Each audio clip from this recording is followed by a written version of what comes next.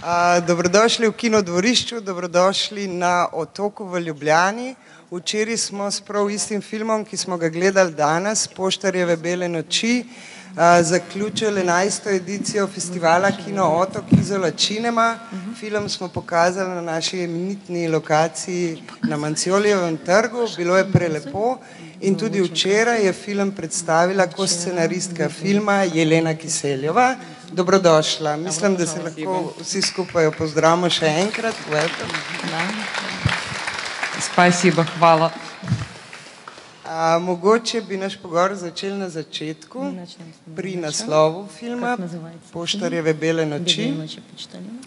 Namreč izvedela sem v pogovoru z Jeleno, da imajo te bele noči kar dva pomena v Rusiji. Ну, собственно, «Белые ночи» — это, во-первых, на севере, ну, вы знаете, географическое понятие, когда солнце никогда не заходит, и практически в июне некоторое время на севере постоянный день. Это, ну, такие сумерки, белые ночи, сумеречное состояние.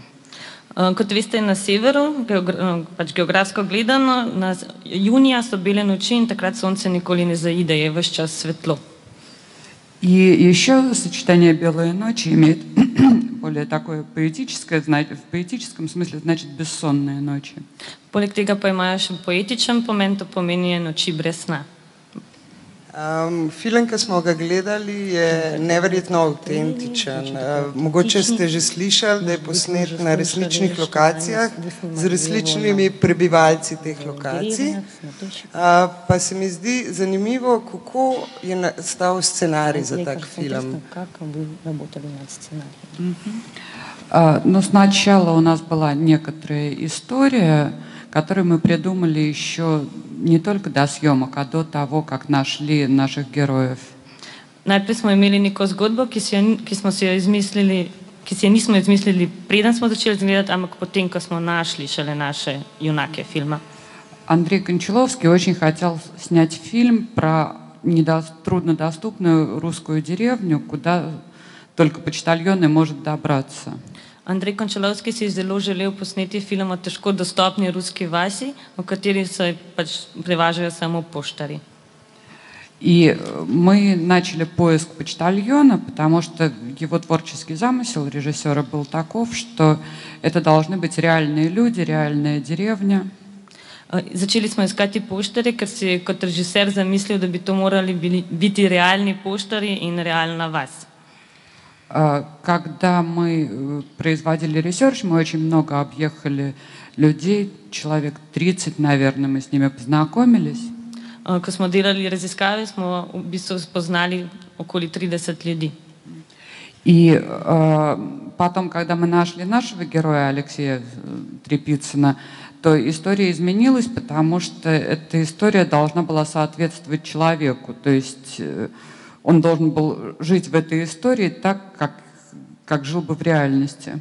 In ko smo našli našega geroja, Alekseja Trepicina, se je scenarij zelo spremenil, zato ker so morali dogodki in odgovarjati njegovi osebnosti.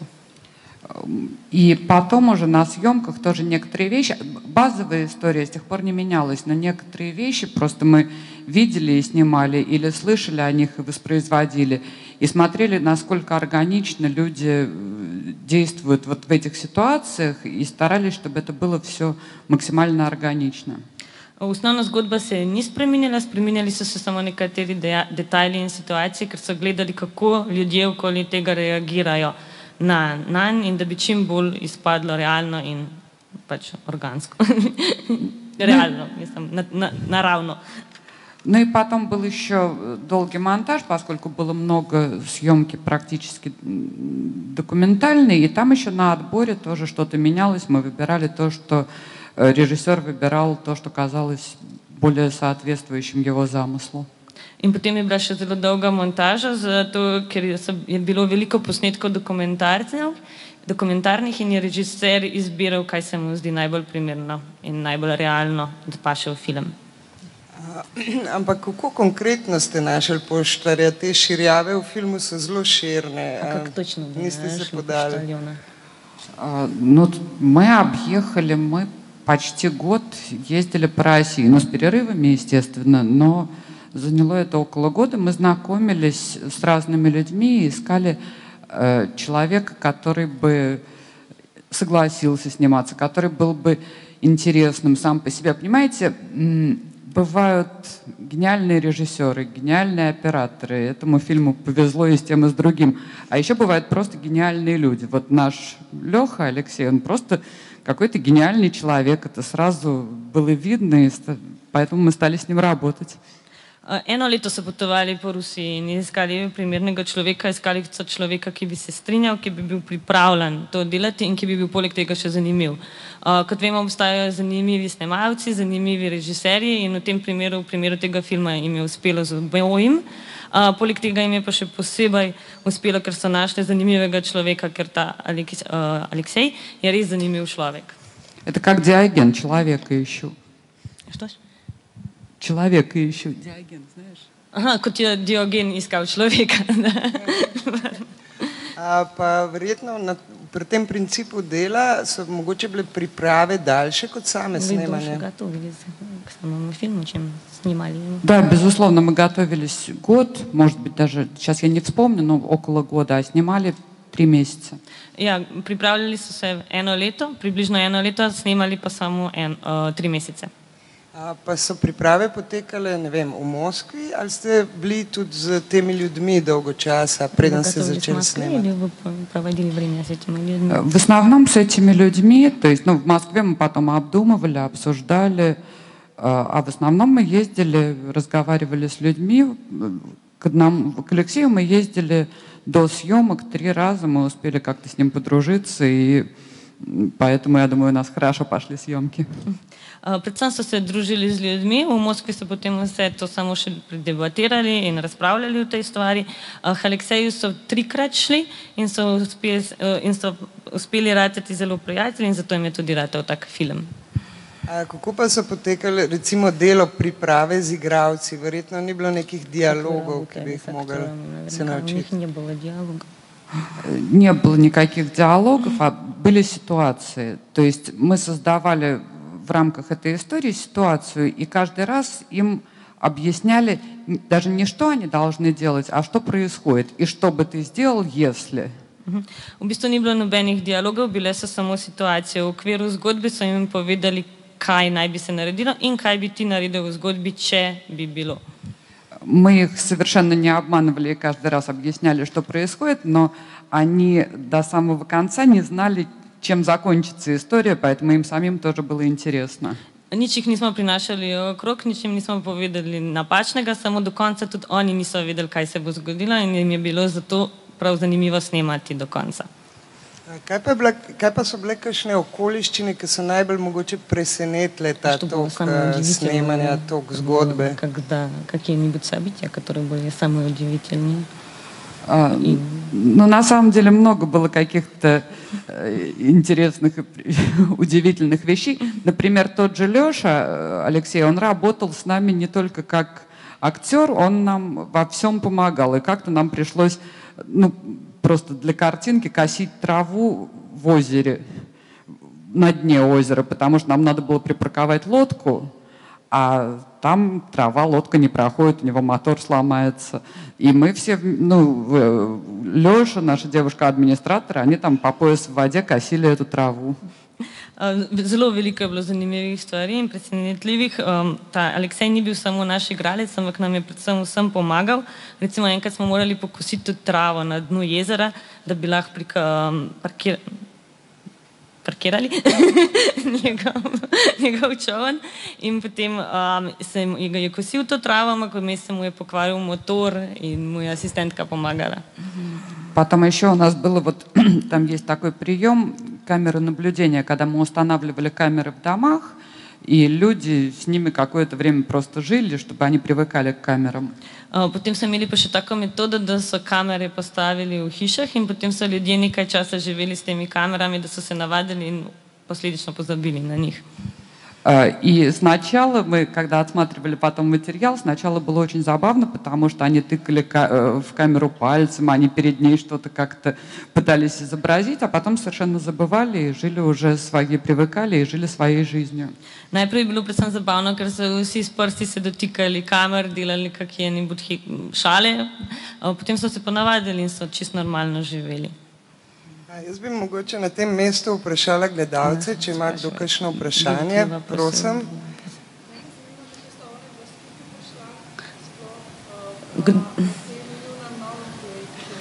Как вы начали работать с Кончаловским? Все-таки. И что вы работаете новый проект? Ну, я начала почти случайно, мне повезло. Čisto slučajno je uspelo sodelovanje z njim. Просто мне и моей подруге давно хотелось сделать фильм про русскую деревню.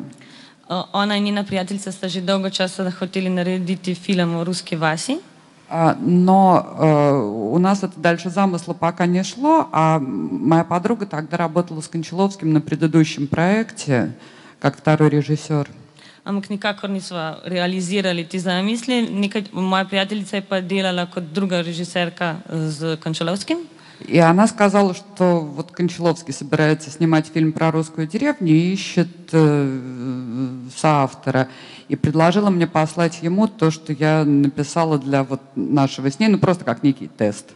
In potem mi je povedala, da Končalovski namerava snemati v ruski vasi in išče sopisca, soavtorja, in potem mi je predlagala, naj pošljem tekst, ki sva ga že prej napisali kot za test. Ну и к моей большой удаче ему понравилось, и он позвал меня работать над этим проектом. Na mojo veliko srečo mu je bil tekst všeč in me je poklical za sodelovanje. И сейчас вот у нас будут съемки в сентябре, уже новый проект кино, называется «Рай». Zdaj bomo začeli septembra z novim snemanjem, film se imenuje Rajh. И уже написан сценарий. Это довольно страшный фильм о Второй мировой войне, концлагерях. Scenarij je že napisan, to je dokaj grozen film o drugi svetovni vojni, o taboriščih. Но там все-таки есть какая-то надежда, то есть это не совсем депрессивное. Ampak vseeno obstaja neko upanje, v filmu ni povsem depresiven. И там будет очень интересное режиссерское решение, это я обещаю. Я надеюсь, что нам ничто не помешает его снять. И режиссерский замысел необыкновенно интересен. Zelo je zanimiva ideja režiserja in zelo zanimiva, ampak vam nič ne bo sedaj izdala.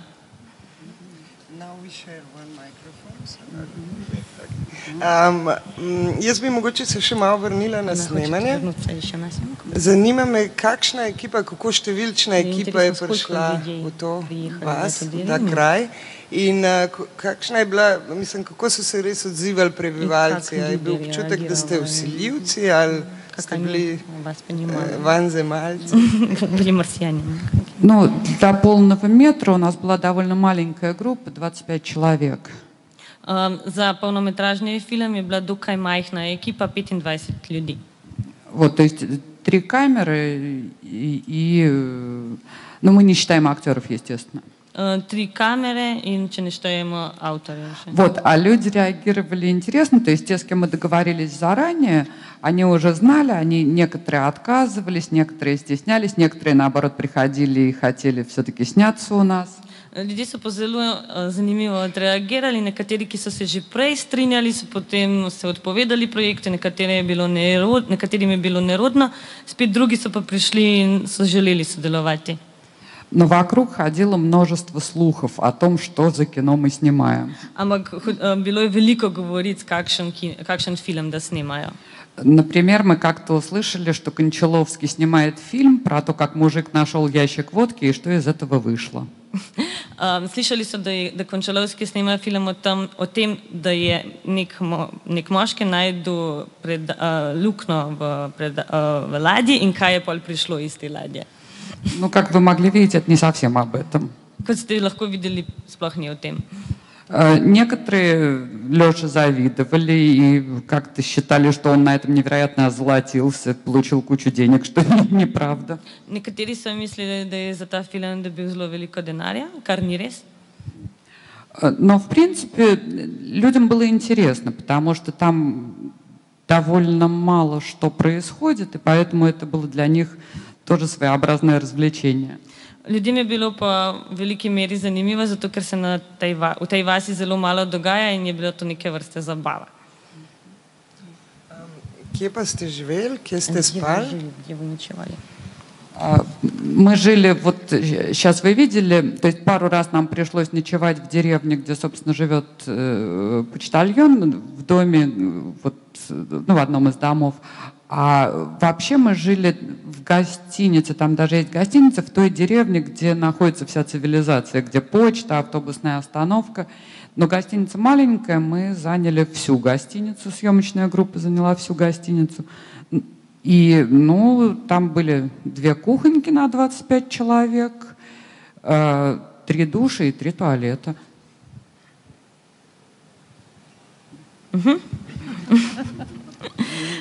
Skratka, nekaj časa smo živeli celo v vasi, iz katere prihaja sam poštar, sicer smo pa živeli v vasi, kjer je vsa infrastruktura v hotelu, tam je tudi pošta in v tem hotelu je cela ekipa zasedla cel hotel.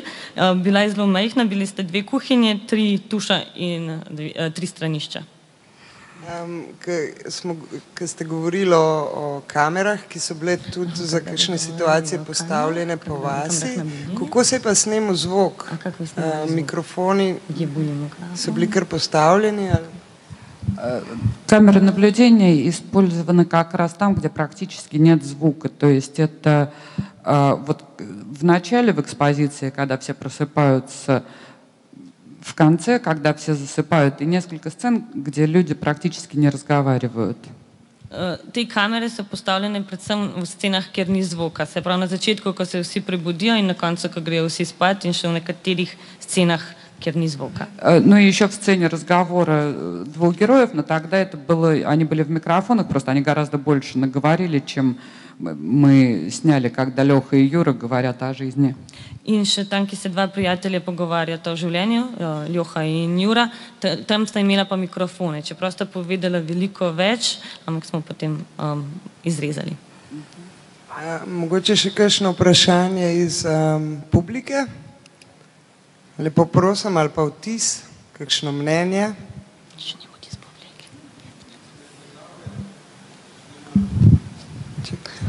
Были ли у вас трудности, когда вы снимали? Я не слышала. А са имели težave, zadovoljenje za snemanje v raketoplanu? Вот это ракет. Ну, администрации пришлось очень много над этим поработать. Администрация имела с тем зело велико дела. Но это скорее было не из-за запретов, а из-за бюрократических сложностей. Амpak to ni bilo zaradi nedovoljenja, ampak zaradi birokratskih težav. Потому что, собственно говоря, ну, это благодаря авторитету Кончаловского, конечно, нам удалось получить это разрешение. Seveda smo to dovolila, dobili tudi zaradi avtoritete, ki jo Končalovski ima. Morda še kakšno vprašanje? V filmu vidimo, da prebivalci gledajo televizijo, pa ste se z njimi tudi kaj pogovarjali o filmih, ali gledajo filme? С ними о фильмах. Смотрят ли они фильмы? Кино или... Кино. Кино. Очень редко. Кино смотрят очень редко.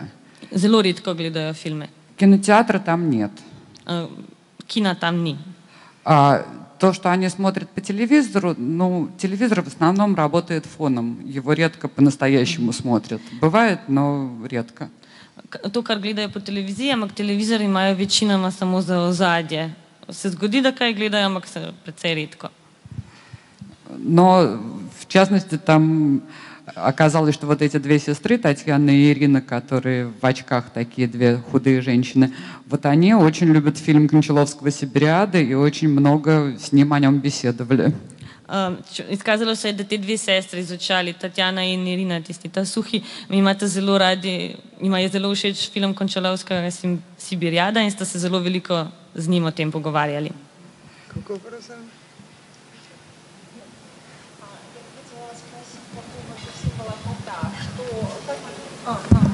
Хотела бы спросить вас по поводу символа кота. Что ваши трактовки и вообще как возникла эта идея по поводу этого кота, который сопровождает нашего героя? Она бы саму рада упрашивала о символу мачки, какшно нейно мнение о тем? Ну, на самом деле его можно по-разному трактовать, как хотите. Легко си го разлагате по-своему, как желите. Вообще-то кота Андрей Кончаловский увидел во сне. Наспlošno описuje под тega мачка Кончаловский видел в санях. И, ну, кот, он такое связующее звено между совсем реальным миром и не совсем реальным миром. Мачек je nekakšna povezava med povsem realnim svetom in ne povsem realnim svetom. Prav kakor voda tudi v filmu, ki povezuje svetove. Она связывает разные миры. Я бы не хотела, чтобы это толковалось так прямо, но я в принципе согласна. Не би želela, da bi si tako dobesedno in tako jasno razlagali, ampak v principu se strinja. Просто мне кажется, чем больше тут истолковывать, тем уже станет впечатление. Čim več, ko hočemo da umeti, tem slabši je vtis, ki ga imamo.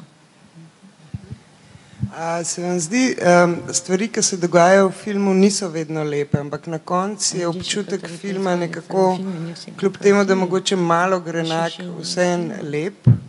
Se vam zdi mogoče malo romantizirano življenje v tem kotičku sveta? Думаете ли вы, что это все-таки немножко романтизировано? Я не думаю, что это романтизировано, я не думаю, что это преувеличение. Не мисли, да je to kakorkoli romantizirano, не мисли, да je to pretiravanje. Потому что там действительно очень красиво. Там je res zelo lepo. И да, есть в этом некоторый контраст. In v tem res obstaja nekakšen kontrast. Но при этом, понимаете, люди не воспринимают эту жизнь как ужасную. Люди не dojemajo tega življenja kot groznega. И, собственно говоря, в этой их жизни есть и своя красота, безусловно, которую мы тоже хотели передать. In nedvomno je v tem njihovem življenju nekakšna lepota, ki so jo želeli posredovati. Mogoče še kakšno vprašanje od gledalcev? Ok, tukaj imamo eno. Slišali smo o tem, da je Aleksej po filmu nadaljeval to zgodbo ljubezensko. Kako se je šla? Как вышел этот роман у него. Еще одно вопросение. Нет, этот роман он не продолжал. Любезенской зgodbe не надалевал. Тем более, что как раз Ирина приехала с нами и уехала с нами. Sploh zato, ker je Irina prišla tja z njimi in je tudi šla. Но у Алексея наладилась очень хорошо личная жизнь, и теперь он живет с любимой женщиной, как раз вот после съемок нашего фильма. И когда мы снимали это, у него не было еще с ней романа. А сейчас у них, дай бог им счастья, прекрасная жизнь. Это женщина, которая продавщица в магазине, вы ее тоже видели. Samo v Alekseju zdaj z ljubezenskim življenjem vse je krasno. Prej ni imel ženske v svojem življenju, zdaj pa ima in to je ta prodajalka, ki ste jo videli v filmu. In še eno vprašanje. Ali so torej, prebivalci mesta, vasi, videli ta film in kako so se odzvali na njega? Они видели, они особо не думают ничего плохого. Может быть, они ждали, что будет поинтереснее, больше экшена. Videli so ga, ampak v bistvu nad slabega ne mislijo o njem, čeprav so si mislili, da bo več akcije, da bo bolj zanimiv. Но при этом там некоторые были высказывания среди, я не знаю, там как бы руководства, что это какое-то... Там им же говорили, что вот это очернительство, что вы приняли участие в каком-то нехорошем деле, очерняете русский народ. Čeprav nekateri so jim celo govorili, predvsem vodstvo, da s tem filmom žalijo rusko ljudstvo, da so ga nekako črno piko nanj postavili. Но и даже я имею в виду не только начальство, но это тоже вот недоброжелатели вокруг иногда говорили, вот вы изобразили нас пьяницами. Aha, ne samo vodstvo, ampak tudi drugi ljudje so govorili, da so jih predstavili kot pjance. И там вот эта женщина Валентина, которая полная такая женщина, танцует с Колобком во время, когда там все сначала выпивают, потом дерутся. Она посмотрела этот фильм и услышала, что его ругают, и говорит, а что ж такого? Вот да, все так, мы такие, какие есть. Neka ženska Valentina, ki ste jo videli v filmu, ko pleše s tem hlebčkom, taka malo bolj močna, je pogledala ta film in je rekla, ne, res tako živimo, tako je v resnici. Še kakšno vprašanje, gledalci, kakšno mnenje? Ker to je bilo tudi moje zadnje vprašanje, zato bi se še enkrat zahvalila. Bi vas povabila, da tukaj okusimo košček Izole, bi vprašala Jeleno, če bi še kaj dodала. Нет, а я просто хочу поблагодарить всех, ну, и тех, кто пришел посмотреть, и замечательных совершенно людей, с которыми я здесь встретилась, там Варя, Кун, люди с Изолы, где вот я только что была, Нина, потому что, собственно говоря, все, что мы делаем, когда делаем кино, обретает смысл благодаря таким людям, как вы. Rada bi se zahvalila vsem gledalcem in ljudem, ki sem jih tukaj spoznala, Kunu, Varji, Nini, ljudem iz Izoli, kjer sem ravno kar bila, zato ker tak film dobi pomen, šele ko se srečamo s takimi ljudmi. Hvala. Hvala pa predvsem tebi, Jelena, da si prišla s tem imenitnim filmom. Hvala vam, da ste se udeležili projekcije in vabljeni na ta kotiček Izole, o katerem sem začela govoriti.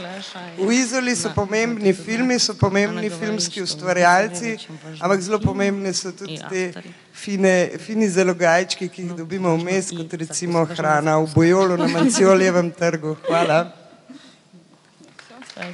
Спасибо.